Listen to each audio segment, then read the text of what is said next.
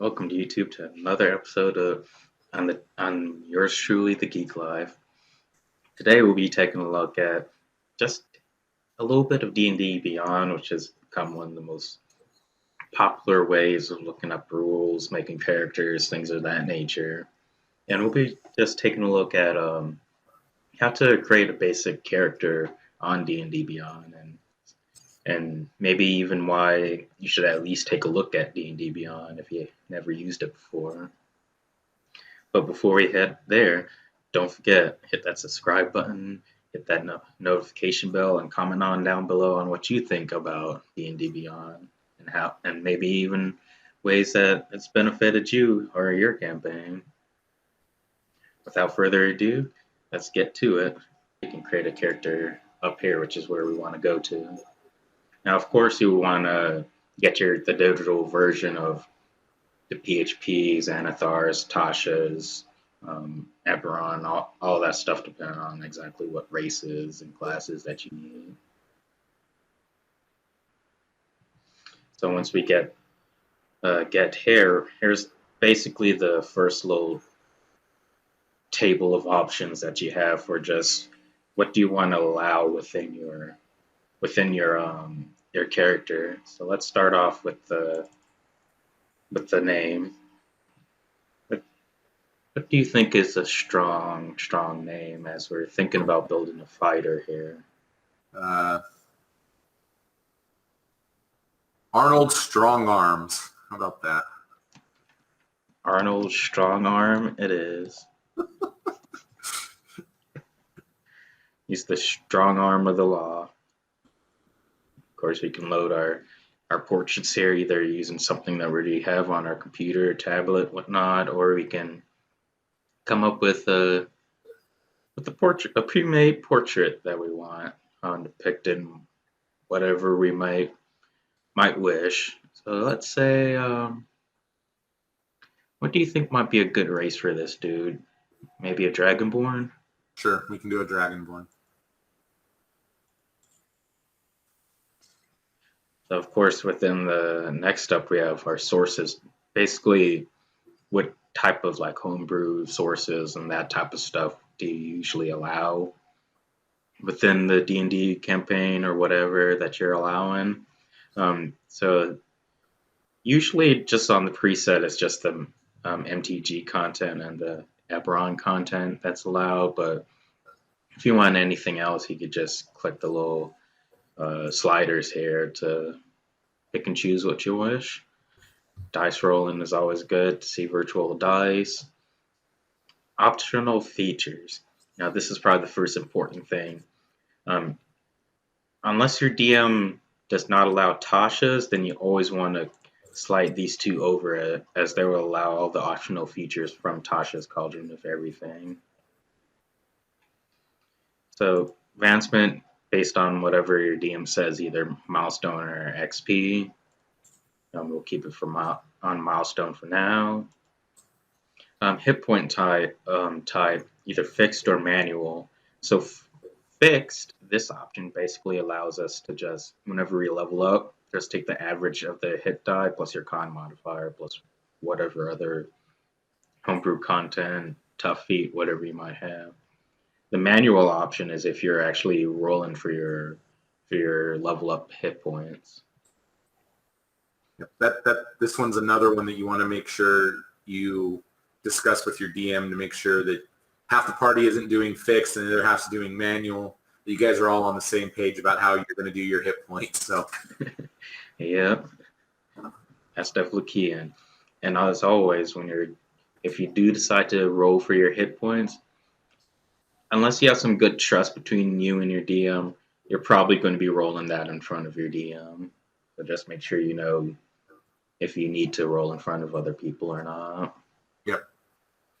And then next up, prereqs. This already comes in as added on, but feats and multi-class requirements. You're usually going to have access to these two, but still ask your DM just to confirm if they allow this stuff, even though it's probably going to be a yes. Yep.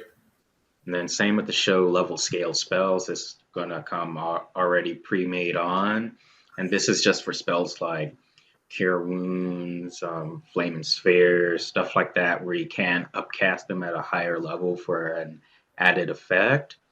This will basically give you a reminder that, hey, I can cast Cure Wounds at third level if I want to.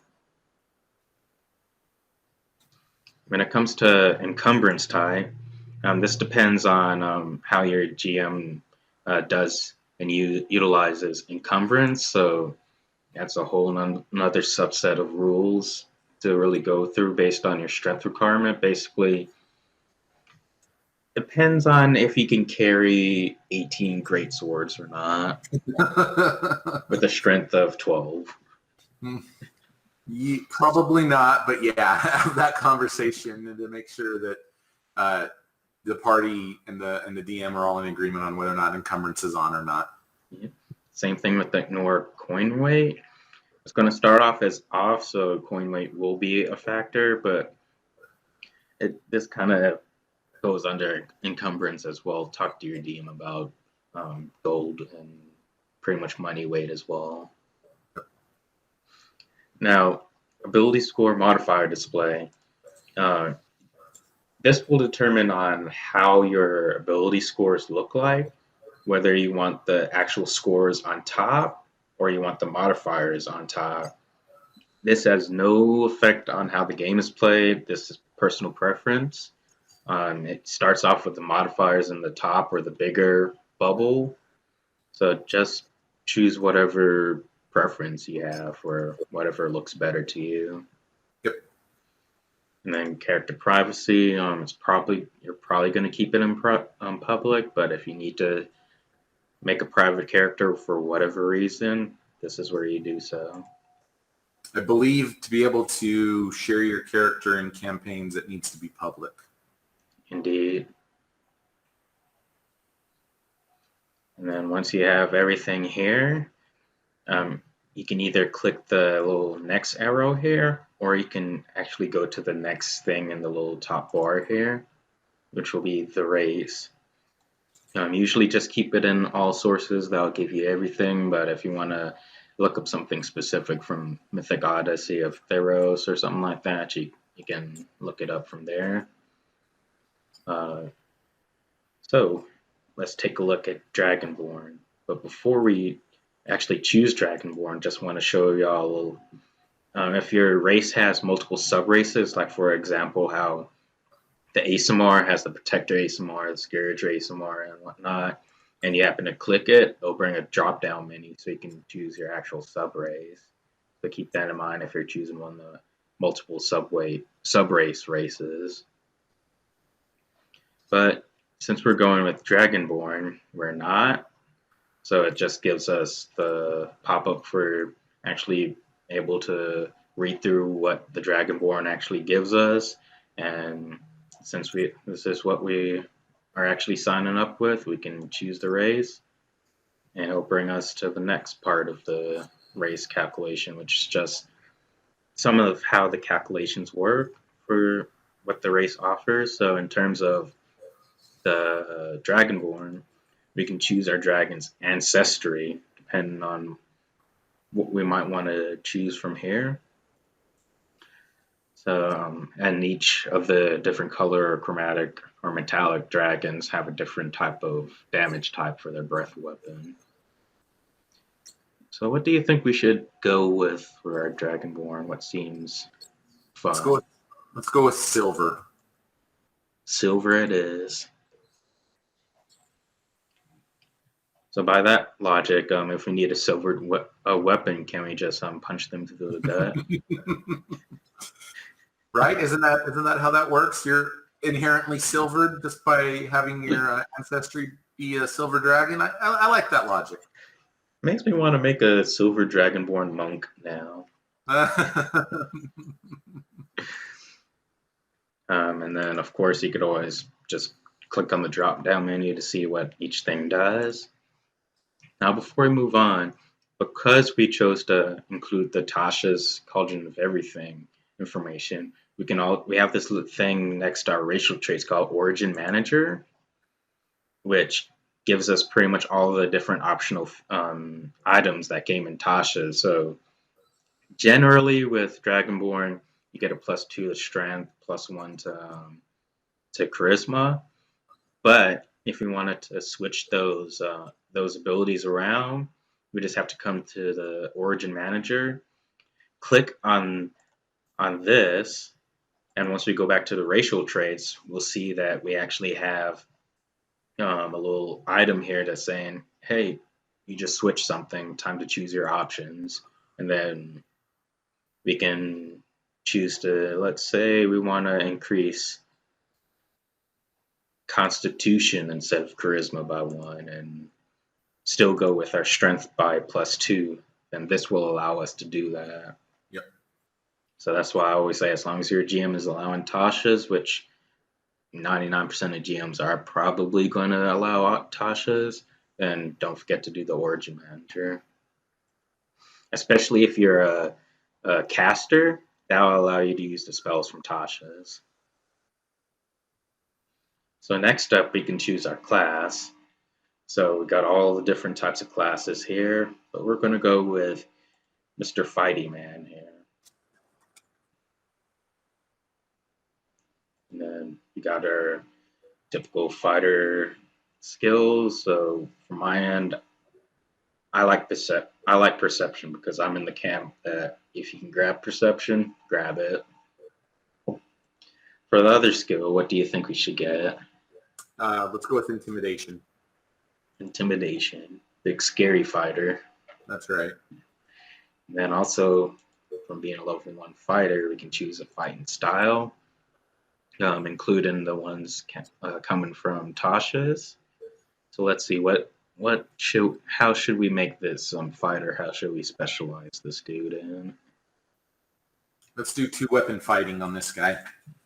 2-weapon fighting. Gotcha. So next up, we got the ability score generation. You can go either the standard array, manual rolled, or point buy, whatever happens to fit your boat. Let's go with point buy since that's one of the more mathy terms of it. So it gives us the number of points we have remaining out of 27, and we could drop down the menu here. Let's say 14 strength.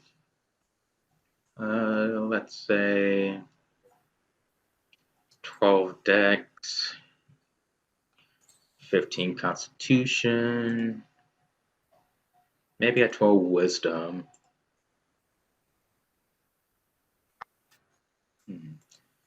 Should we have a more intelligent or more charismatic fighter? More intelligent. Gotcha. He's going to be intimidating. He's going to have to be a grumpy dude. So an old Kermagion. Yep, if we're gonna go down the old curmudgeon road here, then yeah, that's what we need. And then, of course, you can always check down in these boxes here, and these boxes will tell you exactly what your total score is, what your base score is, any modifiers that might come from whatever your score is, any racial bonuses, all that other stuff. And if you happen to have some homebrew item or feed or whatever it may be, you can add a modifier to the bottom as well. Yeah, I really like this part. This table on this page when you're filling out your attributes, because you can just see, you're like, okay, I've got a +2. Oh, I'm going to get a +2 in strength, right? So if you're doing the point buy, you can say, you know what? I really only want to be at a total of 14 for my strength, so I'm only going to point buy to 12, and it already has that listed out for you. So it gives you a chance to sort of min-max a little bit more, be a little bit more creative with how you disperse your points. So I really like it. It's a really informative little chart here. So indeed, and it makes it so much easier and quicker than doing it by hand. Yes. So next up, we got the background. So from here, we got a bunch of different backgrounds that we can choose from. And I'll say for old Kermagion, what do you think will be good? Maybe would it be a gladiator, a sailor, or the soldier, or something else? It's got to be gladiator or soldier. I'm sort of leaning towards the gladiator, just because if you've made it a long time being a gladiator, you're probably a pissy old man. But you can choose which whenever you like better here, Nakai. Let's go gladiator, as it's been a while since I chose that background. Okay. And then it'll show you what skill proficiencies you get from that. And if you happen to choose a background that gives you a skill proficiency that you already have from your race or class, as same as if you with those other two, drop then I'll have a drop down menu for you to choose another skill proficiency here as well as the no worries in that department. And then choose a musical instrument.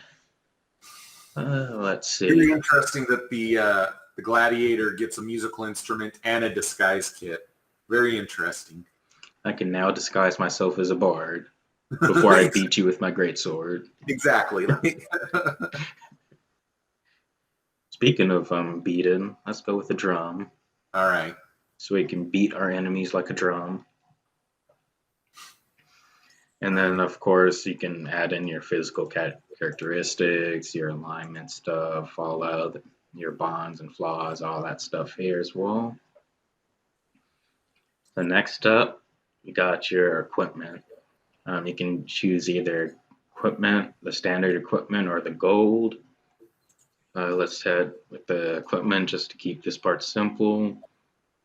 Since we're going to be a big strong man, we're going to want to go with the chainmail for the heavy armor. And then since we're going two weapon fighting, possibly two martial weapons might be good. Gotta have them weapons. Yeah. And maybe we can have like a long sword in one hand, and then maybe a battle axe in the other. Of course, once you get the two weapon fighting feat. Then I guess for now we could pick up the two hand axes so we could dual wield until we get that feat. Yep. And then I guess for now, I guess maybe a Dungeoneer's pack probably seems thematic. Yeah, that makes sense. They're very similar. Both these packs are very similar, but there are just a few differences between them. So there is the choice, right? You depending on what kind of campaign you're running, you might favor one over the other. Yes, indeed. And then I feel like since we have a proficiency in a musical instrument, might as well pick up some drums. And then, a love letter or a lock of hair? Let's go with a love letter. That seems slightly less creepy. Well, I guess the lock of hair could be a conquest there too, but yeah, either way. That just gives me an idea for a Oath of Conquest paladin. I think this part is, the personality and the flaws and the traits and filling out your starting equipment gives you a ton of opportunity to customize and start building out some of that backstory, right? Yeah. You might already have a shell and a little bit of an idea, but this lets you sort of lock in some of those ideas, right? So why does our fighter, our two weapon-handed fighter gladiator have a love letter, right? Is that from home? Is it a long-lost girlfriend or wife or, a child perhaps, because he was captured at war? Gives you a lot of little hooks to help you build out that backstory. So, yes, indeed. So even if you don't know what it is going into it, it gives you that spark of inspiration. Exactly. So with that, we basically have everything. So what's next? You can, if you want, you can export your character sheet to a PDF if you prefer looking at it in a PDF format, or if you just want to keep it on D&D Beyond and look at it from a website point of view, you can view the view character sheet, which after a short loading time, it basically gives you this type of layout and GUI here where you can see all your abilities here, your proficiency, walking speed, if you have inspiration, HP, all that stuff. Um, Down here, you can choose your like actions and stuff. If you want to know what you can do as an action, here it is. If you want to know what you can do as a bonus action, here it is. You know, whatever is in your inventory. Now, a little bit of word to remember, especially when you create a new character, always remember to go to the inventory tab and actually select these things that you are actually going to want to use. And by doing that, once you go back to the actions, you'll see them actually populate here. And then you can be able to click on whatever you want, roll the necessary dice, depending on what you're trying to do, and pretty much go from there. Then you got your features and traits as well, if you got feats or whatever. And you got all your little descriptions, your personality bonds, all that stuff there. Any notes that you wish to take during the actual course of the campaign, where if it's a one shot, you might be able to get away with it. If it's a long, like year, 2 years, whatever campaign, you might want to use this section of D&D Beyond to jot some names and stuff down. And then, depending on what's going on with the manage extras, got a couple of extra stuff that you can use here, like, I don't know, like the Battlesmith Defender, or if you have a couple of wild shapes or something like that, you can throw all that stuff here. And then, of course, if you ever need to go back, tweak anything with the character or level up or whatnot, just hit this little anvil here. It'll take you back to the builder, and which actually happens to be a domain of the Forge Cleric. Wow. And of course, you got your short rest button here, your long rest button here. If you want to share the character sheet with anybody else, you can do that from here. And that's for the most part. That's it. If you want to roll something that's not specifically on your character sheet, just hit the little dice button here and it'll come up with all the different dice you can use. So overall, it's pretty good. Just make sure you have the virtual stuff so you can actually create whatever you wish. Either get the stuff yourself or have a friend or a colleague or whatnot who has the appropriate tier subscription, enable sharing content with you. Either is perfectly fine. Yep. I agree. So, all in all, D&D Beyond, love it. It's very handy. As long as you have Wi-Fi connection, you can do it.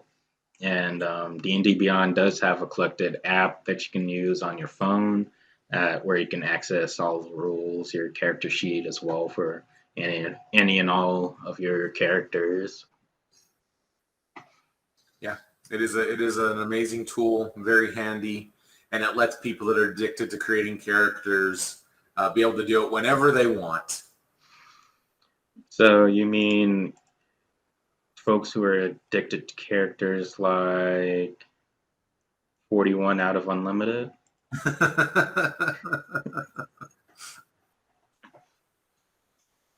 So yes, if you are addicted to character creation like I am, this is going to be a highly useful tool to utilize.